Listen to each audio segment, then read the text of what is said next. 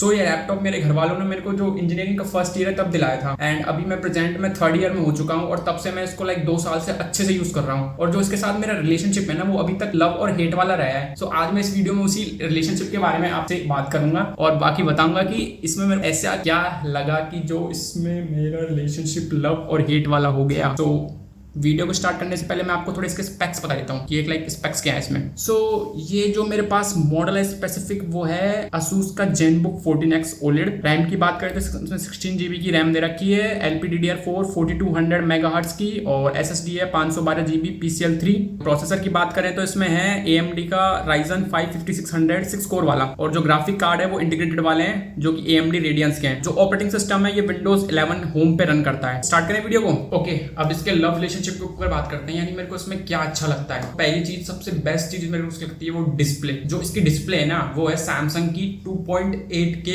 OLED 90 Hz HDR DCI P3 100% वाली। अगर आपने इसको एक बार रियल लाइफ में एक्सपीरियंस कर लिया ना, trust me there is no going back. के बाद आपको एक जो LCD नॉर्मल LCD डिस्प्ले है ना वो बहुत घटिया लगेगी। मैं आपको ऐसा बताता हूँ कि जैसे जो मेरे पास अभी स्मार्टफोन ना प्रेजेंट जिसमें वीडियो रिकॉर्ड हो रही है, ये सैमसंग का ही है, और जैसे सैमसंग है लाइक डिस्प्लेस में किंग माना जाता है। इवन जो एप्पल के स्मार्टफोन्स है ना उसके लिए भी सैमसंग की डिस्प्ले सप्लाई करता है। सो जो डिस्प्ले होती है सैमसंग की literally one of the best होती है। और जब मैं मेरे फोन से मेरे लैपटॉप की डिस्प्ले पे जाता हूँ लिटरली मेरे को बिल्कुल डिफरेंस पता नहीं चलता। सो OLED होने की वजह से इसका डिस्प्ले थोड़ा ग्लॉसी है, तो अगर बाहर देखोगे तो थोड़ा इशू हो सकता है, लेकिन मैं बाहर दिखता नहीं तो फिर मेरे लिए उतना इशू है नहीं। मैं मोस्टली कमरे के अंदर यूज करता हूँ तो मेरे लिए बिल्कुल परफेक्ट चलता है। ये डिस्प्ले वैसे 90 हर्ट्ज की भी है, बट मैं इसको मोस्टली 60 हर्ट्ज पे यूज करता हूँ क्योंकि 60 और 90 में इतना डिफरेंस पता चल नहीं पाता, और बाकी विंडोज में इतने कुछ स्मूथ ट्रांजिशन है भी नहीं कि आपको इतना कुछ मेजर डिफरेंस पता चले। लेकिन मैं इतना बोल सकता हूँ जैसे मेरा जो स्मार्टफोन है वो सैमसंग का S21 FE है, तो मैं इसको भी 60 हर्ट्ज पे यूज करता हूँ। लेकिन जैसे मैं विंडोज से अपने इस पे जाता हूँ ना स्मार्टफोन पे, भाई ऑल्दो ये 60 हर्ट्ज पे है बट ये मेरे को बहुत स्मूथ लगता है। सो डिस्प्ले अगर मीडिया कंजप्शन वगैरह है ना उसके लिए तो really one of the best है laptop, not phone, laptop. Okay, और दूसरी चीज मेरे को उसके बारे में अच्छी लगती है पोर्टेबिलिटी।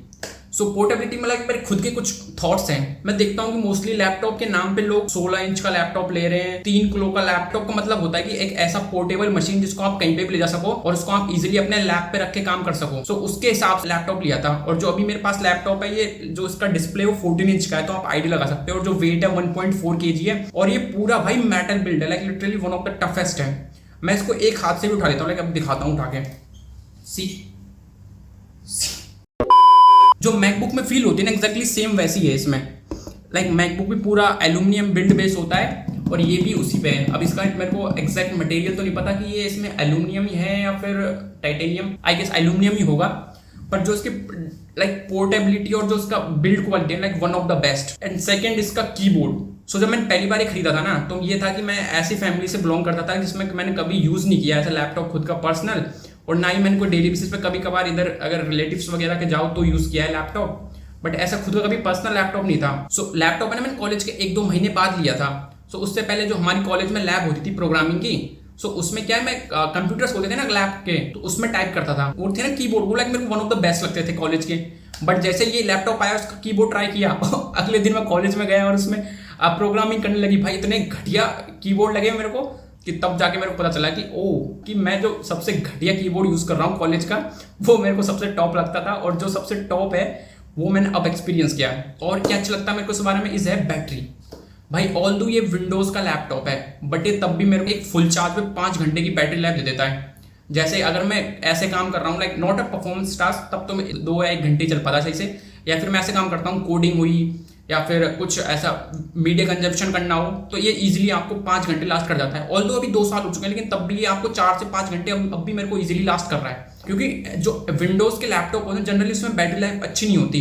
क्योंकि एक मेरे दोस्त है उसके पास उसके पास गेमिंग लैपटॉप है, उसकी भाई बैटरी है ना वो 1 से 2 घंटे चल पाती है पूरा। जो आखिरी चीज मेरे को उसके बारे में सबसे अच्छी लगती है कि इसमें एक Asus का खुद का ओन ऐप है और उससे आप मोस्टली आपके जितने भी लैपटॉप की सेटिंग है ना इंपॉर्टेंट उनको सबको कंट्रोल कर सकते हो, और वहीं पे आप अपनी वारंटी वगैरह चेक कर सकते हो।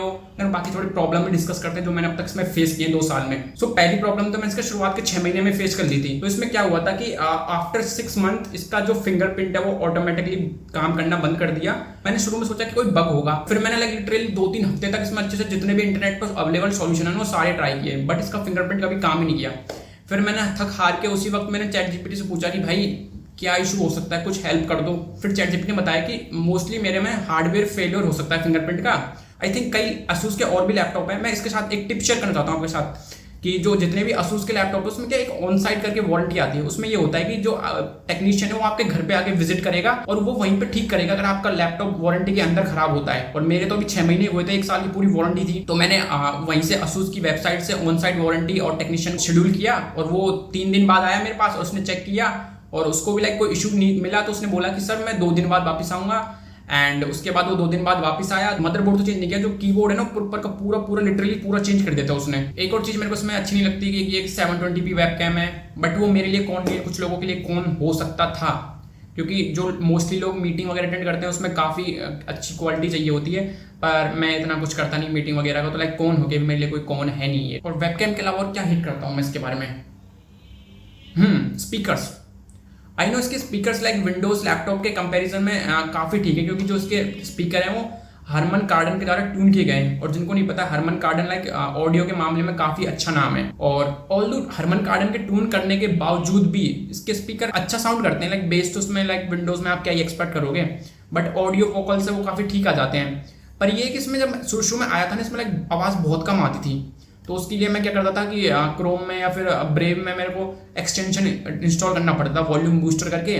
फिर उसके बाद मैंने थोड़ा इधर उधर रिसर्च करी और एडिट पे पढ़ा, तो उधर पता चला कि एक ऐप है, उसमें मोस्टली Asus के लैपटॉप में एक ऐप आता है DTS करके। अगर आप उसमें जाके सर्च करोगे, मैं अब सॉल्यूशन बताता हूँ आपको उसको कैसे ठीक करना है अगर आपके पास Asus का लैपटॉप है। सो उसके लिए आपको क्या करना है कि DTS ऑडियो प्रोसेसिंग करके एक ऐप है, उसको ओपन करना है एंड वहां पे बाय डिफॉल्ट पे ये आता है म्यूजिक पे सेट होके, और इसको कस्टम ऑडियो पे क्लिक करना है इधर सेटिंग वाले ऑप्शन पे। यहाँ से जो ट्रैवल है, वॉल्यूम है और बेस बूस्ट है, इनको सबको इनहेंस कर देना है और इसको स्टीरियो साउंड को ट्रेडिशनल पे कर देना है। ट्रस्ट में जो इसकी ऑडियो है ना, जो इसकी लाउडनेस है वो डबल हो जाएगी और बेस वोकल्स वगैरह काफी अच्छे हो जाएंगे। सो लास्ट चीज मैं इसके बारे में हिट करता हूँ वो एक फिंगरप्रिंट मैग्नेट। जैसे ही अगर आप उसको पकड़ोगे ना, मैं दिखाता हूँ आपको, तो ये देखो, ये जितने भी है ना ये सारे फिंगरप्रिंट के हो रखे हैं, क्लीन करना पड़ता है आपको। उस वक्त कोई सिल्वर मॉडल में अवेलेबल था नहीं, वरना मैं उस वक्त उसी में ले लेता। अब उसके ऊपर बात करते हैं कि ये किसको खरीदना चाहिए। अब मैं थोड़ा समराइज करता हूँ और आपको एक बेसिक आइडिया बताता हूँ। अगर आप कभी विंडोज का लैपटॉप लेने जा रहे हो या फिर स्पेसिफिकली Asus का जेनबुक लेने जा रहे हो, अभी सेल चल रही है फ्लिपकार्ट की, तो उसमें काफी अच्छे ऑफर्स में आपको 50 to 60,000 में Asus जेनबुक मिल जाएगी। तो अब इसको किसको कंसिडर करना चाहिए बाय करने के लिए? जो कोड वगैरह करता है, मीडिया कंजम्पशन करता है, ऑफिस वर्क करता है, लाइट वेट एक्सेल वगैरह, MS वर्ड ऐसे वो यूज करता है ना, आपको स्पेसिफिक विंडोज में लैपटॉप लेना है, वो तो भाई इसको आंख बंद करके ले लो। और किसको नहीं खरीदना, किसको दूर रहना है, जो हैवी परफॉर्मेंस वाला काम करते हैं, वीडियो एडिटिंग करते हैं या फिर गेम्स वगैरह खेलते हैं ना, वो तो बहुत दूर रहना है। बाकी यहाँ तक वीडियो देखने के लिए थैंक यू, मिलते हैं अगली वीडियो में।